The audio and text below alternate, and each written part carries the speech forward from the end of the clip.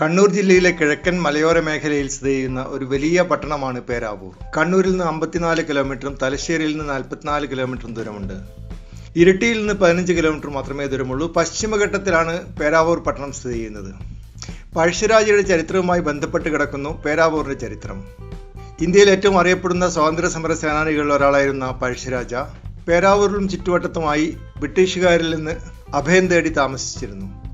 കേരളത്തിലെ ഏറ്റവും പഴക്കമേറിയ ക്രിസ്ത്യൻ സെറ്റിൽമെന്റ്സിലൊന്നാണ് പേരാവൂർ പ്രദേശം. സെന്റ് ജോസഫ് ഫൊറേനെ ചർച്ച് പേരാവൂരിലെ ആദ്യത്തെ സൈറോ മലബാർ കാത്തലിക് ചർച്ചാണ്. തലശ്ശേരി ആർച്ച് ഡയോസിസിന്റെ കീഴിലാണ് ഈ പള്ളി വരുന്നത്.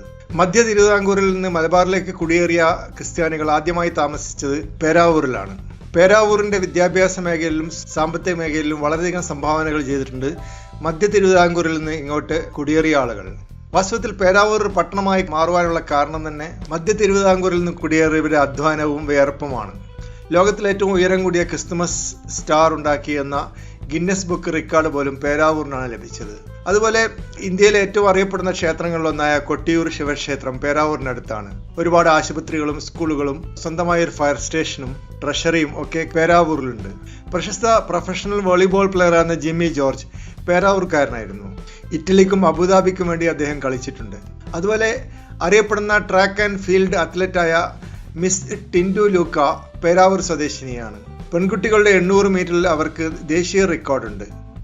2012-ലെയും 2016-ലെയും സമ്മർ ഒളിമ്പിക്സിൽ ഇന്ത്യയെ പ്രതിനിധീകരിച്ചത് ടിൻഡു ലൂക്കയാണ്. പേരാവൂർ ഗ്രാമപഞ്ചായത്തിൽ 23,000 ആളുകൾ താമസിക്കുന്നു. 94% സാക്ഷരത. ഏറ്റവും അടുത്ത റെയിൽവേ സ്റ്റേഷൻ തലശ്ശേരിയാണ്. കണ്ണൂർ വിമാനത്താവളത്തിലേക്ക് 27 കിലോമീറ്റർ ദൂരമുണ്ട്. കേരള മലയോര ഹൈവേ പേരാവൂരിൽ കൂടിയാണ് കടന്നു പോകുന്നത്. കോഴിക്കോട് വയനാട് ജില്ലകളെ പേരാവൂർ വഴി ഈ ഹൈവേ ബന്ധിപ്പിക്കുന്നു. വയനാട്ടിലേക്ക് 30 കിലോമീറ്റർ മാത്രമേ ദൂരമുള്ളൂ. വയനാട്ടിലേക്ക് പോകാൻ 2 വഴികളുണ്ട്. ഒന്നുകിൽ നെടുമ്പൊയിൽ വഴി പോകാം, ബാവലി റൂട്ട്, അല്ലെങ്കിൽ പേരാവൂർ കൊട്ടിയൂർ പാൽച്ചുരം വഴിക്കും പോകാം. വളരെ അപകടം പിടിച്ച ഒരു വഴിയാണ് പാൽച്ചുരം റൂട്ട്. വീതി കുറവാണ്, പക്ഷെ ധാരാളം ടൂറിസ്റ്റുകൾ പാൽച്ചുരം കാണാൻ വരുന്നു. ഇവിടെ കുറേ ചായക്കടകളും അതുപോലെ കൂൾ ഡ്രിങ്ക്സ് കടകളും തുടങ്ങിയിട്ടുണ്ട്. പേരാവൂർക്കാൾ ധാരാളമായി ബാംഗ്ലൂരിലും മൈസൂരിലും ജോലി ചെയ്യുന്നു. കാരണം ഇവിടെ നിന്ന് ബാംഗ്ലൂരിലേക്ക് 300 കിലോമീറ്റർ മാത്രമേ ദൂരമുള്ളൂ. മൈസൂരിലേക്ക് അതിൻ്റെ പകുതി ദൂരമേ ഉള്ളൂ. ടൂറിസം വികസനത്തിന് നല്ല സാധ്യതയുള്ള ഒരു പട്ടണമാണ് പേരാവൂർ. ആറളം വന്യജീവി സങ്കേതവും പഴശ്ശി അണക്കെട്ടും കാഞ്ഞിരക്കള്ളി വെള്ളച്ചാട്ടവും ഇവിടെ അടുത്താണ്.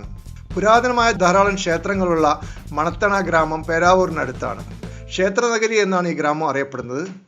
കൊട്ടിയൂർ ക്ഷേത്രത്തെക്കുറിച്ച് കാവ്യഗ്രന്ഥമെഴുതിയ കവി മാണന്തേരി മഠത്തിൽ ചന്തു നമ്പ്യാർ മണത്തണയിൽ അധ്യാപകനായിരുന്നു. അതുപോലെ പേരാവൂരിനടുത്ത് സ്ഥിതി ചെയ്യുന്ന ചരിത്ര പ്രാധാന്യമുള്ള മലനിരയാണ് പുരളിമല.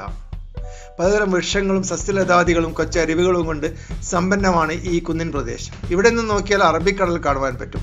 സമുദ്രനിരപ്പിൽ നിന്ന് 1800-ലധികം ഉയരത്തിലാണ് പുരളിമല സ്ഥിതി ചെയ്യുന്നത്. തൻ്റെ അവസാന കാലത്ത് പഴശ്ശി രാജാവ് പുരളിമലയിൽ താമസിച്ചിരുന്നു. പക്ഷേ ബ്രിട്ടീഷ് പട്ടാളം പുരളിമല വളയുകയും പഴശ്ശി രാജാവ് വയനാട്ടിലേക്ക് രക്ഷപ്പെടുകയും ചെയ്തു. പുരളിമലയിൽ ഏറ്റവും ഉയർന്ന ഭാഗത്തെ ചിത്രവട്ടം എന്ന് പറയുന്നു. ഇവിടെ ഡിസ്ട്രിക്ട് പോലീസിന്റെ ഒരു വയർലെസ് സ്റ്റേഷനും കണ്ണൂർ ഇന്റർനാഷണൽ എയർപോർട്ടിന്റെ ഒരു സിഗ്നൽ സ്റ്റേഷനും ഉണ്ട്. പ്രകൃതി രമണീയവും ഫലഭൂയിഷ്ടവുമായ പുരളിമലയിൽ വേനൽക്കാലത്ത് പോലും വറ്റാത്ത നീരുറവകളുണ്ട്. വിവിധ ഇനം ഔഷധ സസ്യങ്ങളാൽ സമ്പന്നമാണ് ഈ മലനിരകൾ. മുത്തപ്പന്റെ ആരൂഢ സ്ഥാനമായ പുരളിമലയുടെ താഴ്വരയിൽ നിരവധി തെയ്യക്കാവുകളും ഉണ്ട്.